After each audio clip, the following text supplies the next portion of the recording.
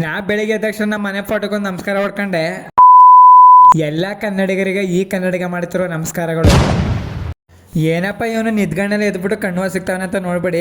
ಯಾಕಂದ್ರೆ ನೆನ್ನೆ ಬರ್ದಿರ ಬತ್ತ ಹುಲ್ಲ ಅಲ್ಲೇ ಬಿಟ್ಟು ಬಂದಿದ್ವಿ. ಬೇಗ ನಾವ್ ಎದ್ದು ಕಣದ ಹತ್ರ ಹೋಗ್ಬೇಕಿತ್ತು, ಅದಕ್ಕೆ ಬೇಗ ಎದ್ದು ಇವತ್ತು ಹಿಂಗೆದ್ದು ಹಿಂಗ್ ರೆಡಿ ಆದೆ. ನಾನ್ ಎದ್ದು ನಿದ್ಗಣ್ಣಿಂದ ಈಚೆಗೆ ಬಂದ್ರೆ ನಮ್ಮಮ್ಮ ಅವಾಗ್ಲೇ ಎದ್ದು ಕಸ ತೊಡಿತಾ ಇದ್ರು. ಅಮ್ಮ ಟೀ ಮಾಡಿ ಕೊಟ್ಬಿಟ್ಟು ಯಾರು ಹೇಳಿಸ್ನಿಲ್ಲ, ಅವರೇ ಬಂದ್ಬಿಟ್ಟು ಕಸ ತೊಡಿತಾ ಇದ್ರು. ನಮ್ಮಮ್ಮ ಏನಾರು ಹೇಳಿಸ್ನಿಲ್ಲ ಅನ್ಬಿಟ್ಟು ನಾವು ಸುಮ್ಮನೆ ಕಂಡ್ರೆ ನಮ್ ಕೆಲಸ ಏನೂ ಆಗಲ್ಲ ಅನ್ಬಿಟ್ಟು ನಾನು ನಮ್ಮಪ್ಪ ಸೀದಾ ಬಂದಿದ್ದೆ ಕಣದ ಹತ್ರ.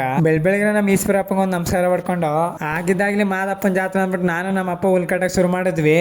ನಮ್ಮ ಅಪ್ಪ ಆ ಕಡೆ ಹುಲ್ ಕಟ್ತಾ ಇದ್ರೆ ನಾನ್ ಮಾತ್ರ ಕಾಣಿಸುತ್ತಾ ರೌಂಡ್ ಹಾಕೊಂಡು ವಿಡಿಯೋ ಮಾಡ್ತಾನೆ ಇದೆ. ಯಾಕಂದ್ರೆ ಮಾರ್ನಿಂಗು ವಿಡಿಯೋ ಚೆನ್ನಾಗಿರುತ್ತೆ ಅನ್ಕೊಂಡು ಮಾಡಿದೆ. ಅಷ್ಟೊತ್ತಿಗೆ ನಮ್ಮ ಅಪ್ಪ ಹುಲ್ ಕಟ್ತಾನೆ ಇದ್ರು. ನನಗೆ ಮಾತ್ರ ಸಿಕ್ಕಾಪಟ್ಟೆ ಬೈತಾನೆ ಇದ್ರು ನಮ್ಮ ಅಪ್ಪ. ಹುಲ್ ಕಟ್ತಾನೆ ಬರೀ ವಿಡಿಯೋನೇ ಮಾಡ್ತಾ ಇದೆಯಲ್ಲ ಆಯ್ತು ಅನ್ಬಿಟ್ಟು ನಾನು ಹುಲ್ಲೆಲ್ಲ ಕಟ್ಟಾಯ್ತು. ಹುಲ್ಲೆಲ್ಲ ಕಟ್ಟಾದ್ಮೇಲೆ ಅಷ್ಟೊತ್ತಿಗೆ ಕಣ ಎಲ್ಲ ತೊಡಿತಾ ಇದ್ರು. ಅಷ್ಟೊತ್ತಿಗೆ ನಮ್ಮ ಅಮ್ಮನೂ ಬಂದ್ರು. ನಾನು ನಮ್ಮ ಅಪ್ಪ ಭತ್ತ ಎಲ್ಲ ಒಂತಾಗ ತೊಡೆದು ಗುಡ್ಡೆ ಮಾಡ್ತಾ ಇದ್ರೆ ನಮ್ಮಮ್ಮ ಕಾಲೇ ಭತ್ತ ತೋರ್ತಾ ಇದ್ರು. ಆ ಕಣ 3 ಎಕರೆ ಅದ 3 ಎಕರೆ ತೊಡೆದು ಒಂತ ಗುಡ್ಡೆ ಮಾಡೋದಕ್ಕೆ ನಮ್ ಜೀವ ಬಾಯಿಗೆ ಬಂದಿತ್ತು.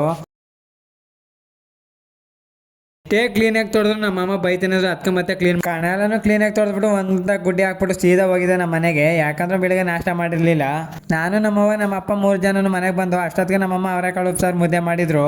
ಇಂಥ ಕೆಲ್ಸಕ್ಕೆಲ್ಲ ಚಿತ್ರಾನ್ನ ಒಪ್ಪಿಟ್ಟು ನಾಷ್ಟ ಏನು ನಡೆಯಲ್ಲ. ಏನಿದ್ರು ರಾಗಿ ಮುದ್ದೆ ತಿನ್ಬೇಕು, ಚೆನ್ನಾಗಿ ಕೆಲಸ ಮಾಡ್ಬೇಕು. ಯಾಕಂದ್ರೆ ಫುಲ್ ಹಾರ್ಡ್ ವರ್ಕ್ ಮತ್ತೆ ಬಿಸಿಲು. ನಮ್ಮಮ್ಮ ನಮ್ಗೆ ಊಟಕ್ಕೆ ಹಾಕ್ಬಿಟ್ಟು ಚೀಲ ಎಲ್ಲ ಜೋಡಿಸ್ಕೊತಿದ್ರು. ಯಾಕಂದ್ರೆ ಭತ್ತ ತುಂಬಬೇಕಿತ್ತಲ್ಲ, ಅದಕ್ಕೆ ಚೀಲ ಎಲ್ಲ ತಗೊಂಡು ನಾನು ನಮ್ಮಮ್ಮ ಕಣದ ಹತ್ರ ಹೋದೋ. ಯಾಕಂದ್ರೆ ಗದ್ದೆ 1-2 ಗದ್ದೆ ಉಳ್ಕೊಂಡಿದ್ದು. ಆ ಗದ್ದೆ ನಾನು ನಮ್ಮಪ್ಪ ಕುಯ್ಬೇಕಿತ್ತು. ನಮ್ಮ ಅಮ್ಮನ ಕಣದ ಹತ್ರ ಹೋಗ್ಬಿಟ್ಟು ನಾವು ಸೀದಾ ಹೋಗಿದೆ ಗದ್ದೆ ಹತ್ರ. ನಮ್ಮ ಮಂದಿಯವ್ರಿಗೊಂದು ನಮಸ್ಕಾರ ಹೊಡ್ಕೊಂಡು ಸೀದಾ ಹೋಗಿದೆ ನಮ್ಮ ಗದ್ದೆ ಹತ್ರಕ್ಕೆ. ಏನಪ್ಪ ಇವನು ಇಷ್ಟು ಕೆಲಸ ಒಂದೇ ದಿನ ಮಾಡ್ತಾನೆ ಅನ್ಕೋಬೇಡಿ. ಯಾಕಂದ್ರೆ ನನಗೆ ಕೊಟ್ಟಿದ್ದು 2 ದಿನ ರಜಾ. ಆ ರಜದೊಳಗಡೆ ನಾನು ಎಲ್ಲ ಕೆಲಸ ಮುಗಿಸ್ಬಿಟ್ಟು ನಾನು ಮೈಸೂರಿಗೆ ಹೋಗ್ಬೇಕಿತ್ತು. ಕೊನೆಗೂ ಗದ್ದೆ ಹತ್ರ ಬಂದ್ಬಿಟ್ಟು ನಾನು ನಮ್ಮಪ್ಪ ಗದ್ದೆ ಕೊಯ್ಯಕ್ಕೆ ಶುರು ಮಾಡ್ದೋ. ಯಾಕಂದ್ರೆ ಬೆಳಿಗ್ಗೆ ನಮ್ಮಪ್ಪ ಹುಲ್ ಕಟ್ ಸಾಕಾಗಿದ್ರು. ಹಂಗೂ ನನ್ಗೆ ಬೇಜಾರು ಗದ್ದೆ ಕೊಯ್ಸೋಕೆ. ಆದ್ರೆ ಏನ್ ಮಾಡ್ದೋ ಅವ್ರು ಒಬ್ಬರೇ ಕೊಯ್ತಾರಲ್ಲ ಅಂದ್ಬಿಟ್ಟು ನಾನು ಬೇಗ ಕೂದ. ಗದ್ದೆ ಎಲ್ಲ ಕೂದ್ಮೇಲೆ ಬೆಳಿಗ್ಗೆ ಹುಲ್ ಕಟ್ಟಿರೋದು ಮತ್ತೆ ಭತ್ತ ತೂರಿರೋದು ನಮ್ಮಮ್ಮ ಅಲ್ಲೇ ಇತ್ತು. ಸೀದಾ ನಮ್ಮ ಅಣ್ಣ ಫೋನ್ ಮಾಡಿದೆ. ನಮ್ಮ ಅಣ್ಣ ಬರ್ಲಿಲ್ಲ. ನಾನೇ ಗಾಡಿ ಎತ್ಕೊಂಡು ಹೋದೆ. ಆ ಟ್ರ್ಯಾಕ್ಟರ್ ಹೋಗಿರೋದಕ್ಕೆ ನಮ್ಮ ಅಪ್ಪ ಅಲ್ಲೇ ಬೈತಾ ಇದ್ರು, ನೀನೇನಕ್ಕೆ ತರಕ್ ಹೋದೆ, ನಿಮ್ಮ ಅಣ್ಣನೇ ಕರ್ಸ್ಬೇಕಾಗಿತ್ತು ಅಂತ. ಬುಡಪ್ಪ ನಮ್ಮ ಅಣ್ಣ ಇಲ್ಲ ಅಂದ್ಬಿಟ್ಟು ನಾನೇ ತಗೊ ಬಂದೆ. ನಾನೆಲ್ಲ ತಗೊಂಡು ಹೋಗ್ಬಿಟ್ಟು ಗಾಡಿ ಕಣದ ಹತ್ರ ನಿಲ್ಸ್ಬಿಟ್ಟು ಹುಲ್ಲೆಲ್ಲ ತುಂಬ್ಕೊಂಡು ಲೋಡ್ ಮಾಡ್ಕೊಂಡು 2 hours later ಅಷ್ಟೇ ನಾನು ನಮ್ಮಪ್ಪ ಇಬ್ಬರೇ ಲೋಡ್ ಮಾಡ್ಕೊಂಡು ಹೋಗಿದೆ ನಮ್ಮ ಮನೆ